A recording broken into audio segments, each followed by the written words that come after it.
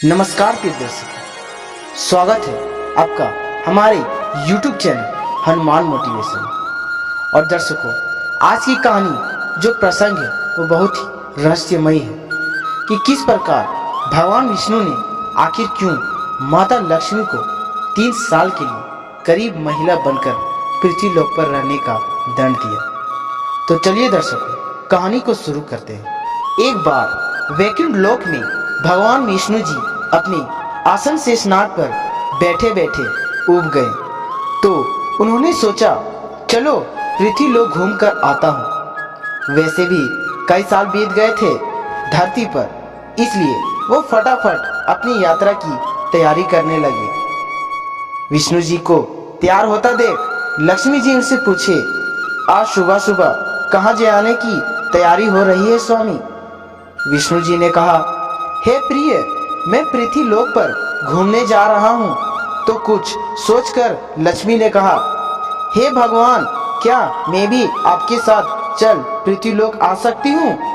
विष्णु जी ने 2 पल सोचा, फिर कहा, एक शर्त पर तुम मेरे साथ चल सकती हो। तुम पृथ्वी पर पहुंचकर उत्तर दिशा की ओर नहीं देखोगी।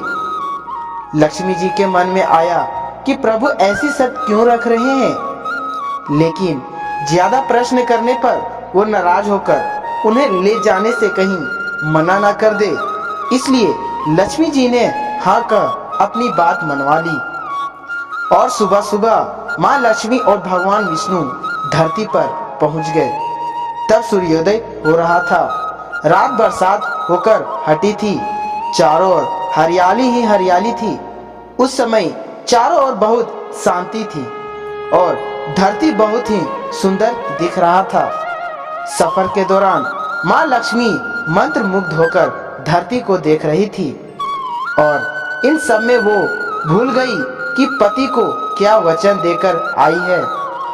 लक्ष्मी जी चारों ओर देखते देखते कब उत्तर दिशा की ओर देखने लगी, पता ही नहीं चला।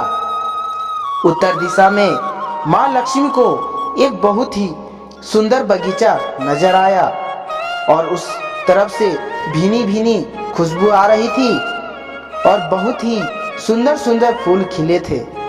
वहाँ एक फूलों का खेत था। माँ लक्ष्मी बिना सोचे समझे उस खेत में चली गई और एक सुंदर सा फूल तोड़ लाई। लेकिन यह क्या, जब माँ लक्ष्मी भगवान विष्णु के पास वापिस आई तो भगवान विष्णु की आंखों में आंसू थे। भगवान विष्णु ने माँ लक्ष्मी से कहा, कभी भी किसी से बिना पूछे उसका कुछ भी नहीं लेना चाहिए और किसी को दिया वचन भी नहीं तोड़ना चाहिए। माँ लक्ष्मी को अपनी भूल का पता चला तो उन्होंने भगवान विष्णु से इस भूल की माफी मांगी। भगवान विष्णु ने कहा, मना कि तुम मेरे प्रिय हो, जो फिर भी तुमने भूल की है उसकी सजा तो तुम्हें जरूर मिलेगी।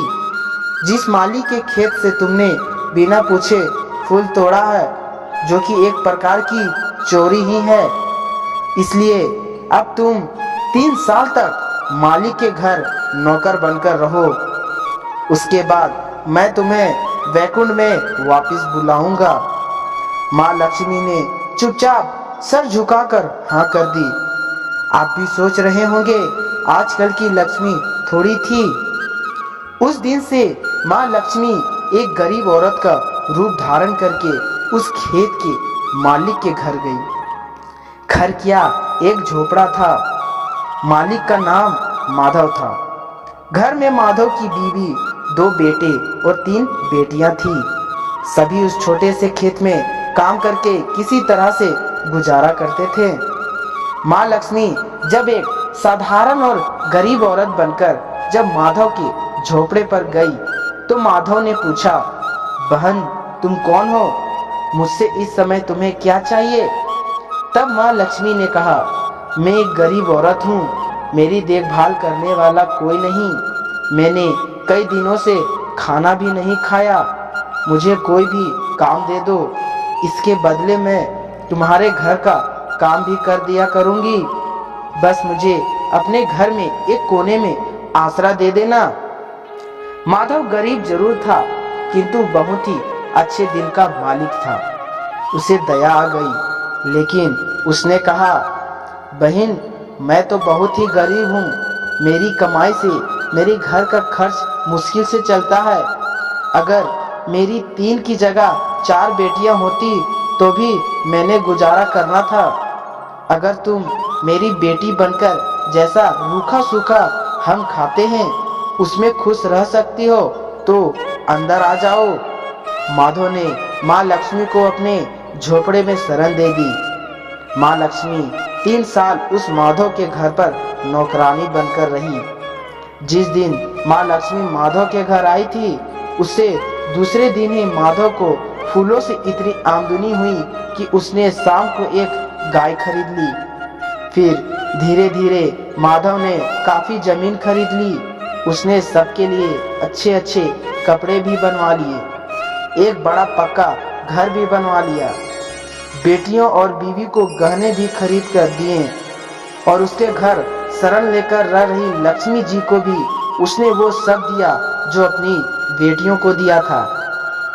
पहले से कई ज्यादा सुखी और समृद्धि माधव के मन में हमेशा ये ख्याल आता था कि मुझे यह सब इस महिला के शुभ कदम मेरी झोपड़ी में पड़ने के बाद मिला है। इस महिला ने एक बेटी के रूप में मेरे जीवन में आकर मेरी किस्मत ही बदल दी। 3 साल लगभग बीत गए थे, लेकिन माँ लक्ष्मी अभी घर में और खेत में काम करती थी।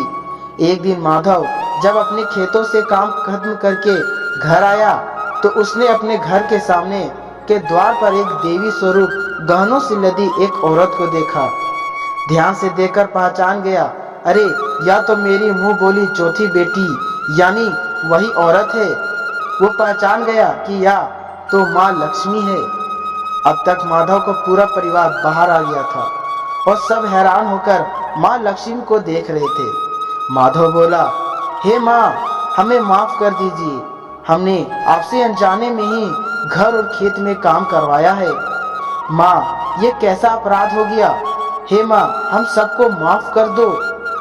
माँ लक्ष्मी मुस्कुराई और बोली, हे माधव, तुम बहुत ही अच्छे और दयालु व्यक्ति हो। तुमने मुझे अपनी बेटी की तरह से रखा, अपने परिवार के सदस्य की तरह से मान दिया।